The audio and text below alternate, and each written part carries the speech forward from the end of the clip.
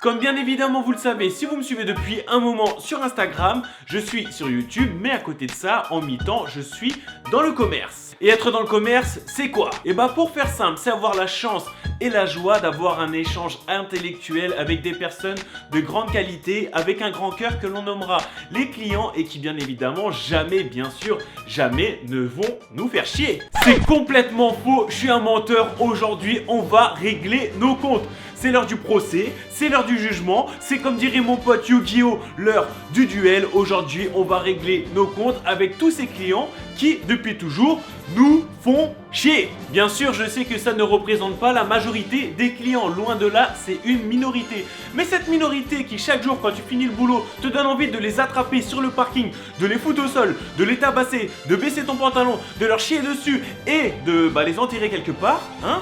Et bah aujourd'hui vous allez prendre cher. Donc si toi qui regardes cette vidéo, t'es un client qui fait chier tout le monde, et bah je te conseille de la quitter, mais avant ça de lâcher un petit pouce bleu. Et si c'est pas le cas, profite de la vidéo. Aujourd'hui on s'attaque au pire client en magasin. Pour commencer, on va s'attaquer au premier client. C'est pas le pire, mais c'est celui qui m'énerve le plus. Ce client qui arrive, qui te demande un renseignement ou qui passe à ta caisse, mais ne te dit pas bonjour. Bonjour. Pour ceux qui ne sont pas forcément au courant, on appelle ça dans la vie de tous les jours l'éducation. C'est simple pourtant, tu commences une conversation avec quelqu'un. Tu commences bien évidemment par bonjour. Tu croises quelqu'un dans la rue à qui tu veux demander un renseignement. Tu commences bien évidemment par bonjour. Donc pourquoi ces clients quand ils rentrent dans les magasins, ils disent pas bonjour? Donc le prochain client qui rentre dans le magasin me demande un renseignement sans me dire bonjour, et bah faudra pas s'étonner si vous me voyez le soir sur les infos parce que j'aurais roulé dessus. Faudra pas s'étonner.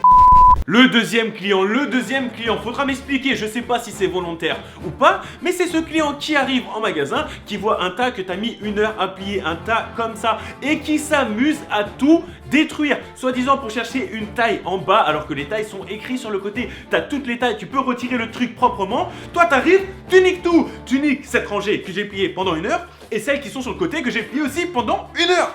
Pourquoi? Je suis désolé, je sais que c'est censé être le métier du vendeur, mais se retrouver avec tout ça sur la table, tout ça sur la table que tu dois replier, bah non, ça fait mal. Donc s'il vous plaît, essayez de garder ça propre. On ne demande pas de plier ça au carré, mais juste essayez de garder ça proprement. Et si vous avez besoin d'une taille, soit vous nous demandez si c'est tout en bas, soit vous essayez de la tirer délicatement. Mais pensez à nous. Là, on va s'attaquer au client le plus dérangeant. C'est ce client qui arrive tranquillement au magasin. Oui, bonjour, excusez-moi, je connais pas ma taille. Il baisse son pantalon et dit, est-ce que vous pouvez regarder la taille de mon jean? Juste derrière. Donc tu penses que moi, je vais glisser ma main dans ton jean à côté de ta raie en sueur et que je vais vérifier la taille qu'il y a dedans? Non, non, non. Tu vas en cabine ou tu vas chez toi, tu vérifies avant ou tu essayes des vêtements. Mais je vais pas glisser ma main dans ton pantalon. Là, on a un grand classique aussi, celui qui te fait chier pour se faire rembourser en espèces ou pour payer en chèque. C'est marqué en grand à l'entrée qu'on le fait pas en grand comme ça à l'entrée. T'arrives en caisse, c'est écrit sur les caisses. T'as un ticket de caisse pour ton remboursement, c'est écrit sous le ticket de caisse. Pourquoi t'arrives en caisse et tu demandes des choses qui sont écrites déjà partout? Ce qui m'énerve le plus avec ce client, c'est que pendant une demi-heure, il va te faire chier pour se faire rembourser en espèces alors que tu lui expliques bien les choses. Tu vas appeler un manager qui va dire exactement la même chose que toi et là il va dire ok, je savais pas en fait, je suis désolé, votre vendeur il me l'a pas expliqué. Nique ta... Un peu plus gentil, bien que dérangeant aussi, en caisse on a celui qu'on appelle le blagueur. C'est ce client qui va te faire la fameuse blague de si ça passe pas, c'est gratuit. Alors j'ai une chose à dire à tous ces clients, ce genre de blague n'a jamais été drôle. Et nous, on l'entend au moins 10 fois, 15 fois, voire 20 fois par jour. Donc si déjà de base, elle est pas drôle, si toi tu me la ressors et que je l'entends tous les jours, elle sera pas plus drôle. Et dans la même catégorie, je place les meufs qui essaient de te séduire en caisse ou sur le terrain pour avoir une promotion. Non, non, non, non. Bon, tu sais quoi, tiens, viens, on va en cabine, je vais t'en donner une promotion. Viens, suis-moi, on va en cabine. En parlant de cabine aussi, en cabine on en a des pas mal. Celui qui va rentrer en cabine avec un tas de vêtements comme ça et qui va te laisser un bordel en cabine et en sortant calmement, comme si de rien n'était. Comme ça, tu vois. Et toi t'arrives juste après, tu rentres dans la cabine et tu vois la montagne de vêtements qu'il a laissé. Bref, on va passer au dernier type de client, le voleur. Oui, le voleur. Le voleur, tu vois, c'est un truc classique, il n'y a pas de souci. Il est pas là pour te faire chier, il fait ses trucs en discrète. Mais quand tu chopes ce fameux voleur, assume frère. T'as voulu voler, tu t'es fait attraper, assume. Pareil, petite anecdote, il y a une femme qu'on a attrapée qui avait une poussette, qui avait un bébé, et donc dans sa poussette, il y avait beaucoup d'articles cachés à l'intérieur. On la chope, boum, on lui dit alors vous avez volé ça? Et qu'est-ce qu'elle répond?